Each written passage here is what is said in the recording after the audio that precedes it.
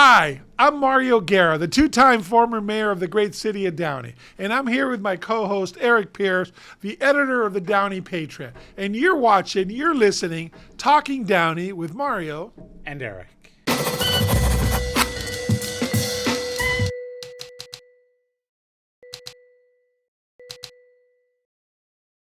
How are you, Mario? Hey, good, man. Good to see you. Yeah, welcome back. Yeah, it's been nice. You've been traveling a lot. I've been traveling a lot in the last month.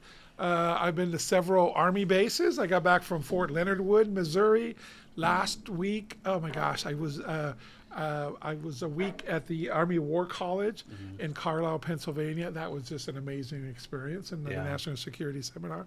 And right before that, at Fort Irwin, in the middle of the desert. So yeah, I've been. Yesterday, you were, as of this taping, yesterday you were at the U.S. Open. I was at the U.S. Open. Yesterday was the Army's birthday, the 248th.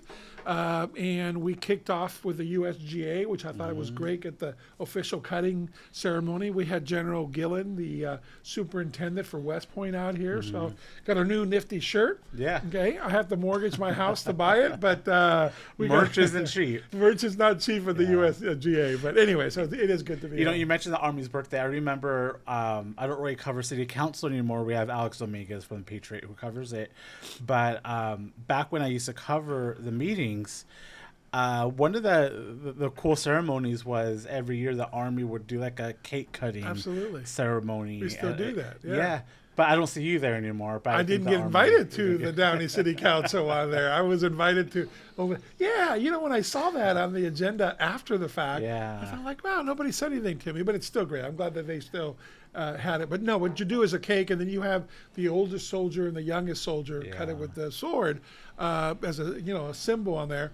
But I remember when I was mayor, we had him in, and we had Dr. Stauffer. I was about to say that. Yeah, that's a great photo on there. I'll find it. But yeah, Dr. Stauffer. Because she cut the cake with a sword. Yes, I remember. Yes, yeah, and you push it down. And that was bigger than she was. Yeah, and I thought because you're supposed to do a little force, and I thought she was going to cut the table underneath her. God bless her, I miss her. Yeah. Mario, we had a city council meeting this week, and around these parts, we like to recap the meetings and give our input. Something that caught my eye, and I want your opinion on this, is the city council voted to take a summer recess. So they're essentially taking a month off in July, most of July. They council in one meeting, so they'll be meeting in late July. I don't remember the council ever taking a summer recess. I think part of it is they are going to be at a conference. But it was kind of surprising to me that they're taking a recess. When you were on the city council, do you recall that conversation? Did that ever come up? What are your thoughts? It was brought up once, and I said, are you crazy? This is what we were elected to do, is to be here do the work of the people. So let me see. So there's 2 a month. 12 months is 24 council meetings a year, and then you have some special meeting, not counting committee meetings, but you have the budget, and you have a planning session. So at least 24. 24 times 2 is 48. Then you got 96 over a 4-year period. So you got 192 council meetings in an 8-year term. That's I never missed one. I never missed one in 108. I mean, I understand. Even one that I had surgery, I came back. I wasn't very as active. I don't know. I don't know. I wouldn't cancel a council meeting. Right. I think. I mean, now there's circumstances there. You only have 4 council people, but I wouldn't go to a conference and then have to cancel a conference. Have to cancel a council meeting. So I don't know. I don't want to put them down, but it felt icky to me. It seems strange. I agree. It does seem strange because I would think that a council meeting should be your priority over a conference. In my opinion, this particular conference is taking place in New York City in Times Square. I would imagine that has some appeal to it. But no, I feel like council meetings have to be the priority. And again, we don't like to criticize because the council members we know them, they're friends. But it is how I feel. I feel like the council meeting should be the priority. It seems kind of strange because now you're going an entire month without any kind of public, city council meeting.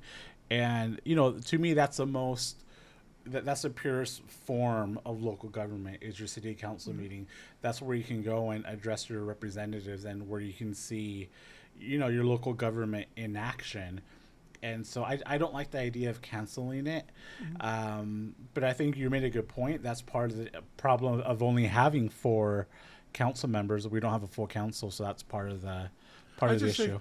I just think, you know, we all, you know, the gadflies, the 3 or 4 gadflies, they're, you know, they make the point always, oh, you reduce this down to 3 or 4 minutes. And I get that. I'd want to too, just because of the way they handle themselves and so forth. But they, number one, they weren't there this last council meeting. I thought that was kind of interesting. But I think that, you know, every resident has that opportunity to publicly, you know, talk about their council with their council, that 3 to 5 minutes that they get there. So it just seems like a long time to have to go 4 weeks without that possibility. It really does. Yeah. I want to see what, you know, what else happened at the council meeting. Unless you have any more comments. Comments on that. Yeah, no. This actually wasn't at the council meeting, but Mayor Claudia Formetta, she wrote her monthly mayor's column, which I actually appreciate because, you know, so the mayor's column goes into the Downey Patriot. It started several years ago, and it's available to every mayor. Who started it? Did you start it? Yeah. I don't remember. Oh, I did. I wrote the first one. And yours were very informative, and they're not always informative. Yeah. You know, depending on who the mayor is, the mayors don't always take advantage of the opportunity. Yeah. And I'm biased because of my affiliation with the Patriot. I think it's a great opportunity for the mayor to speak directly to readers and to residents. Not every mayor takes advantage of it. You took great advantage of it. Mayor Formetta takes. Go ahead. Yeah, you used to make fun of me that at first when I would put in my cell number, my personal cell number, because that was one of the things again to communicate. That was, you know, at the beginning of my mayor years and so forth, you know, there wasn't the social media wasn't as, you know, as huge as it is today. So that was one of the ways I found it to communicate. But yeah, you and I collaborated. I begged you to do it, and you said, "Okay, we'll give it a try." And it's interesting now. And you know, because I didn't want it to be political, of course, and it hasn't been, thankfully. Yeah. And so I don't want it to be a place where, you know, politicians lobby for things or for people or whatever. Yeah. But no, but it's always been very informative. Yeah. But I remember putting my cell number, and you're like. You called me up. Are you sure you want to put your personal cell? That is your.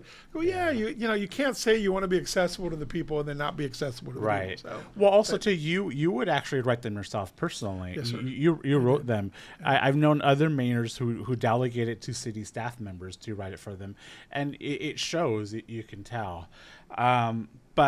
But my point was, Mayor Formetta, she does a really good job with these columns. Yes. And the latest one is posted on the Downey Patriot's website, has a lot of good information in there. And one thing she mentioned was the new budget that the city council is expected to approve later on this month. The budget includes a couple of positions for new code enforcement officers, additional code enforcement officers, and a homeless coordinator. I want to talk about that one first, because that one I assume is going to be tasked with addressing the transient population here in Downey. It seems like kind of overdue. And I think the coordination of that is important. I think you're right. I think it's overdue. And I would hope, and I have not read it, the staff report on what that position would do. So I'm a little blind on here, but I would hope it also would help coordinate some of the federal and state funds available to help homeless folks on there and coordinate that towards the city of Downey, the resources to reimburse us for resources and things like that. So I would assume that that's part of the job. And if so, I think that's a good position. I think it'd be good to help coordinate that, because we see so many people on the street here in Downey, and obviously a lot of times it's a mental health issue. The ones that you see them visibly, there's about 5 people that are visible throughout the city, but the ones over by the riverbed and so forth. So I think it's somebody to help coordinate that along with our police department and how to do things humanely in the right way of doing it. Because we all have empathy. We're all human beings, and we understand. well, we don't understand sometimes, and maybe that's the problem too. But at least we have the empathy and we do it the right way. Right. You know? And I think, we do see them. And even though I think the number's been reduced, I feel like over the years, but we do see them, in downtown Downey on Firestone Boulevard. And it does get frustrating because that's not a way to live, Right. And Right. and I mean, I don't advocate criminalizing Right. homeless. It's not a crime to be homeless, but also, as a society, we can't have people sleeping on sidewalks. Right. And I Well, don't. there's that one gentleman that obviously he does have some mental issues, that talks and screams at himself. And it's scary for our families that are trying to come into the downtown, and you really can't do much. We have some mental health experts on our Downey Police Department, so they're doing the best they can to address that. But it's the same person coming back and back. So I Yeah. haven't seen him in the last couple of weeks, but he's right outside here. So Right, it's an right. issue. So that's gonna be part of the new budget. I assume that would be that position will be filled this year. Yeah. So I'm looking forward to that. Yeah. Code enforcement. Yeah. Mayor Fermetta mentioned that there's going to be more of a renewed effort to uphold some of our code enforcement laws. We know down. I think we've talked about this before. Privately, is I feel like since the pandemic, some of the laws have kind of been. Yeah. They've been flexible a little bit, and we've gone away from that a little bit. Very nice of you to say flexible there. Our code enforcement used to be part of PD, Downey PD, and then it was taken over by the Economic Development Department in how to enforce the codes and everything else. And it was always a double-edged sword. You want things to be done right and so forth, but you come to my house and you say somebody complained about my tent in my driveway. Oh, how come, Mr. and Mrs. Smith down the street, they have one. So the poor code enforcement officer, they have to address the complaint they got on me. Right. And now me complaining about Mr. and Mrs. Smith. So, Right. It usually became, there's a certain amount of enforcement that they do by driving around. And then a lot of times they're answering complaints to that. But, you're absolutely right. I think there's a lot of things that make a city a city, and it gives you that sense of community and sense of organization. You can't park on your grass. That's always been a thing on there. Right. Well, COVID took that. Everybody kind of did what they wanted to. Right. You can't run a business out of your house without a business license on there. COVID kind of took that away, and you see, big business trucks outside of homes and stuff. So you do need some enforceability. Right. Sometimes I see it, and during COVID, you didn't want to hurt the businesses. Some of the businesses that put signage or paint their entire glass front windows of their Right. storefront. Well, that's not proper in Downey. It has to be only a certain percentage. Right. So again, it's enforcing our laws on there, as long as they're evenly managed on there, I think is a good thing. It's tough because I'll see restaurants or businesses put like the AFrame signs on the sidewalks outside, and all they're trying to do is survive Yeah. and generate Yeah. business, and they need to make a living. But there's codes for that. Yeah. I know people get upset. Or the big flyer ones that Yeah. the ones that are 20 feet tall. They're Right. So and that's the thing. Can you imagine if every single person every single business on Firestone Boulevard had that, and you had 20 of those competing with the? Again, it's just and there's other cities that do allow it, and we Right. see it. And I think Downey as a community, we've decided that we don't want that. We want a little bit more. We want to be a little bit more orderly. We want some standards. Right. Do you know? I have a question for you. Do you know code enforcement?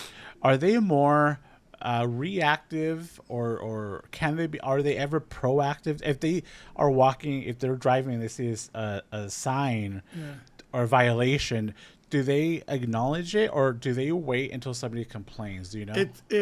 It's supposed to be both, but in reality, it was more about waiting to complain. Right. They are supposed to be proactive. And I remember, but it was a small percentage, 20, 25% were proactive type of things on there. And then they would see on big ones. Sometimes when they're driving around during the day, they would see construction sites. And, I'm doing my home, and they would kind of spot check that or see thing on there. But that was an age-old argument even on the council in my day. We want them to be more proactive than reactive. At times you get so many complaints, you're just trying to catch up and, put your head above water.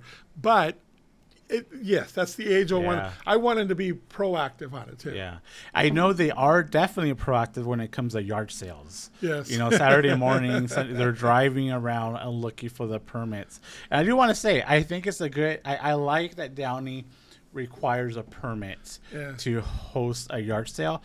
I don't like that they charge for the permit. I think you get 3 yard sales per year, which is great. I don't think it's right that the city I think it's $25 or something. Oh, is it that much now? It used to be $10. I could be wrong. I don't remember. But I don't think you need to charge residents a permit to have. But you've got to remember the only thing that's always disputable. Yeah. I mean, when they pass the fee schedule on there, that's always disputable, good or bad. But the one thing you see on a city has to try to recoup its money, not make money on things, right? So if you have people working on a Saturday, there's somehow you have to get reimbursed for that per se. Okay, so that's I think that's why they charge. It's but we had this discussion before. It's like charging for parking over at Wilderness Park, and I'm going to sound like the cranky old man, but I pay so much of my property taxes per year. I feel like the city's just kind of trying to nickel and dime me to death. Well, you get to go free. Because you pay the property taxes. It's for the outside people that are paying for the parking at Wilderness Park. For the parking, yes, but not for the not for the yard sales. Yeah, I know, but somebody's got to enforce it. Again, we could. I'm not sticking up for it. I didn't totally disagree. I am glad that they limit it.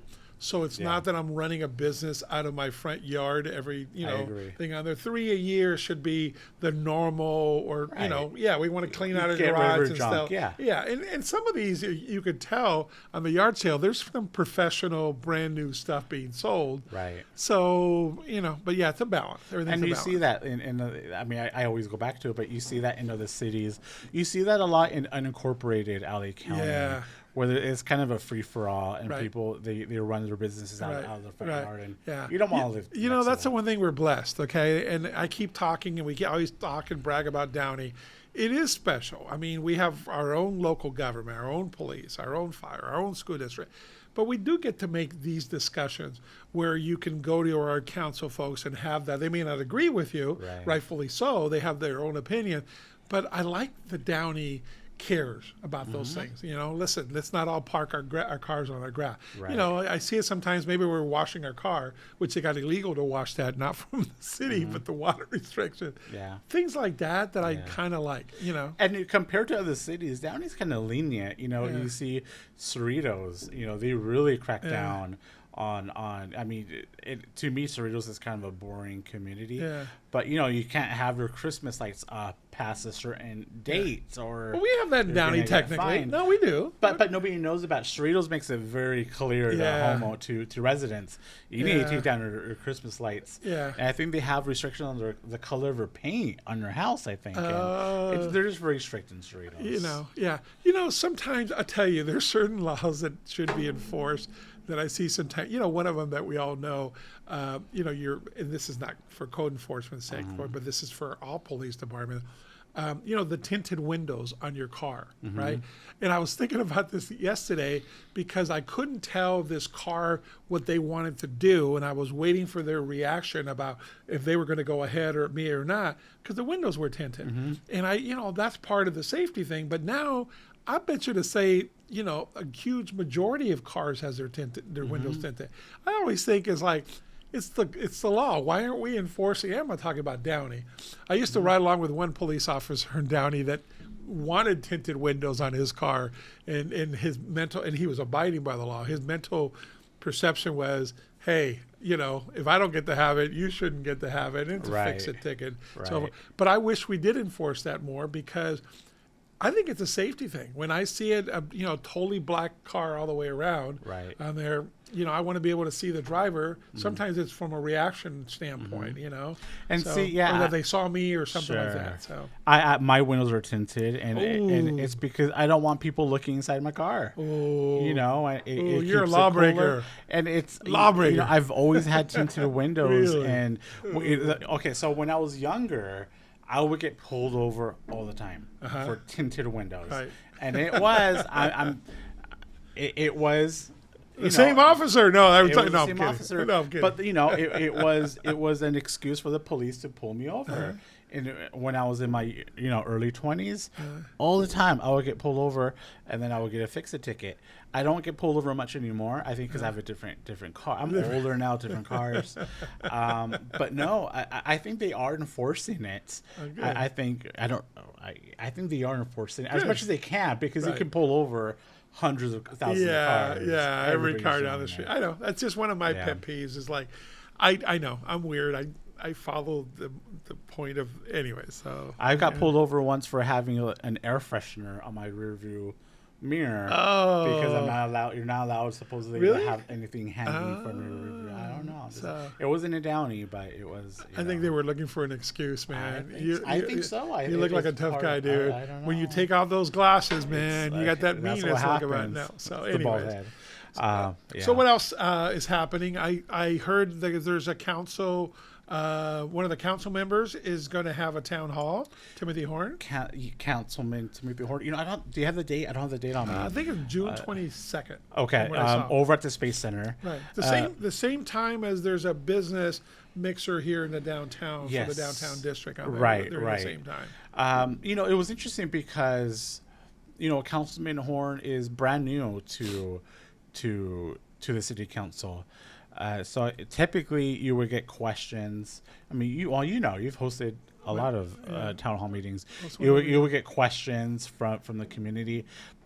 Interesting, because I don't know if he has enough experience to be answering questions from the public. Maybe he does. I mean, I'm a fan of public engagement. It seemed a little sooner coming from him. Yeah. I don't know. So, well, his issue, the only issue I've heard him talk about a lot is about the whole parking situation in that area. So I don't know what other things he's a proponent for. Maybe it's an election year. He's running for that same district. There, and we'll talk about politics in Downey later part of this year. But so no, it is coming up. Are you do you plan to attend? I'm going to go to the downtown business, mixer. the Yeah, mixer here. That's That right. was it before. So Yeah. for the down. By the way, so and we'll talk more about this on the downtown. We're going to do another episode a little bit what's happening in the downtown, but just that everybody knows that the downtown business district was not set up by the council. It's not funded by the city. Has nothing to do with the city. It does have a lot to do with the city. I shouldn't say it that way. I misspoke. The businesses voted to tax themselves on their property taxes to create this downtown improvement association. So I just want to make that clear. I've read things online and just false information. I think people just don't know, but that you're 100% right. So the downtown district is funded privately, not by for cleanliness, for activities, for security, for all these things. I mean, what they're doing now to promote it. Well, that's our next show. Yeah. And the one thing, by the way, so here's you ran the story there about the Alex Dominguez did the story about the possible arch. There's a lot of comments on it and so forth. And I think people just misunderstand, and they were writing to Mayor Fermetta, oh, you could be doing streets and you could be doing homeless advocacy, all these other things with that money instead of that. And the answer is no, you can't.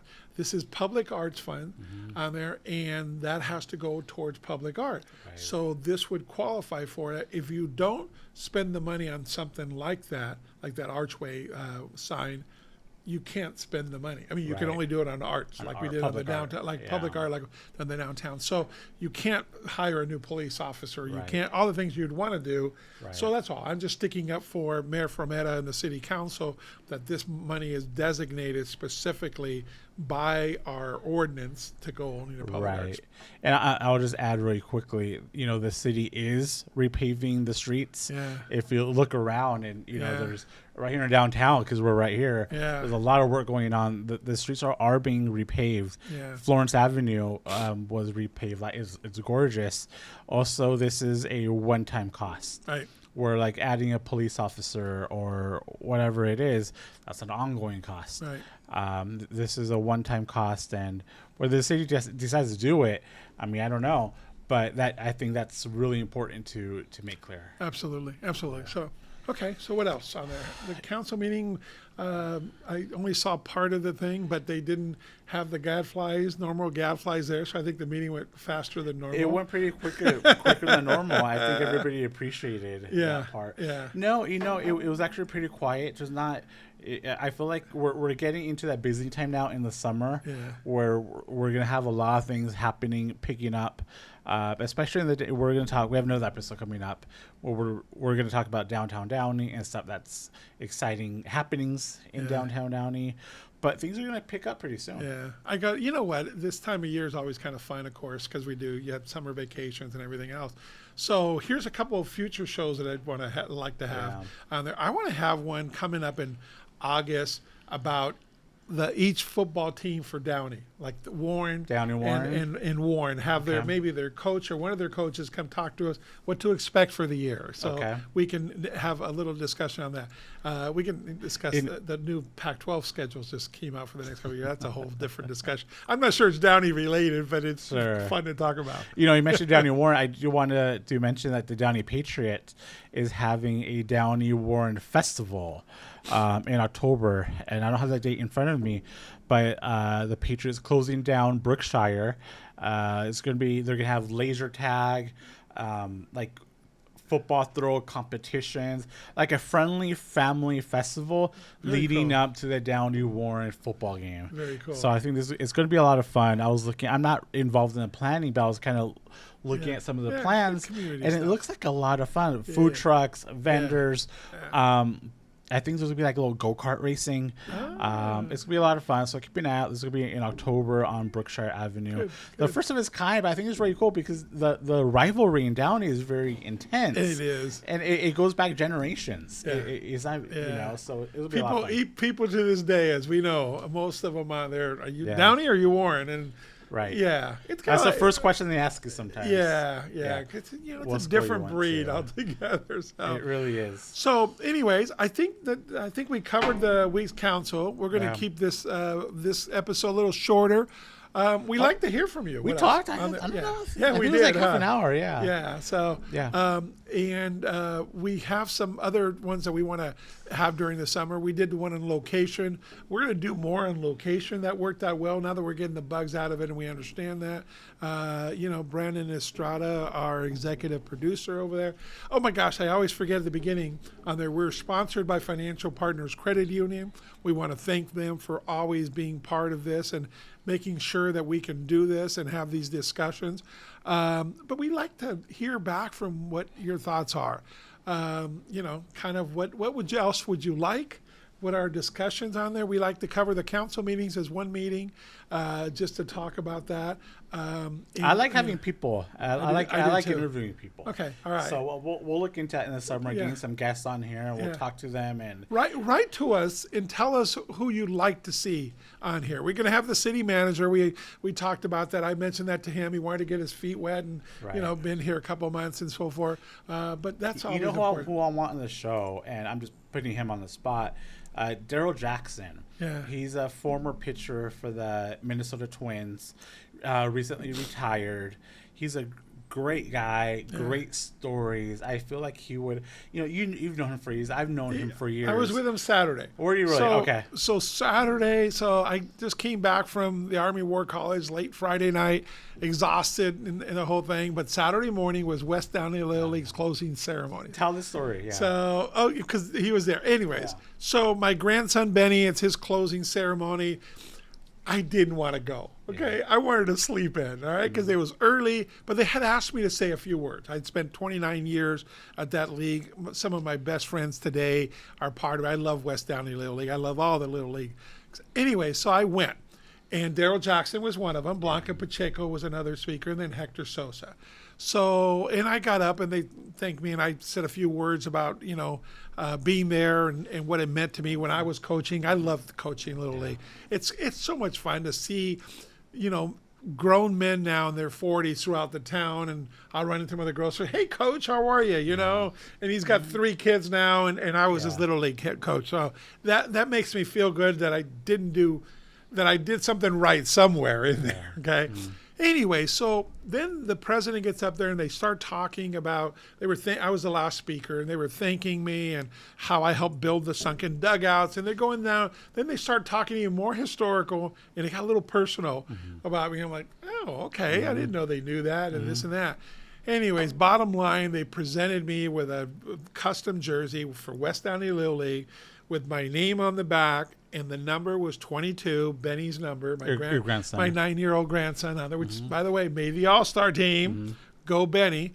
Had the walk-off hit in the Tournament of Champions to win for West Down. Anyway, it was really cool. It was emotional. It was just a nice thank you from them. It was a great act of kindness and so forth. So I got this jersey. So now at all the All-Star game, I'm going to proudly wear a West Downey Little League jersey with his number and my name on it. So thank you, West Downey. And you're right. Daryl Jackson was there. He came in from out of town.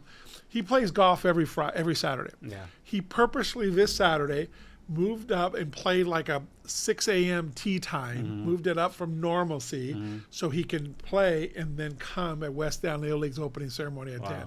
So that was a dedication, and he drove from Orange County here. Right. So you're absolutely right. Daryl's he's got great stories. Great stories. I think our listeners are going to appreciate. And very down to earth guy. You wouldn't think that he's a former major league pitcher, but he is. And he went from rags to riches to rags to riches. Yeah. So he's got a very telling story for everybody else. So if you get to know and let us know if there's anybody else you want to see on the show, and we'll try to make it happen.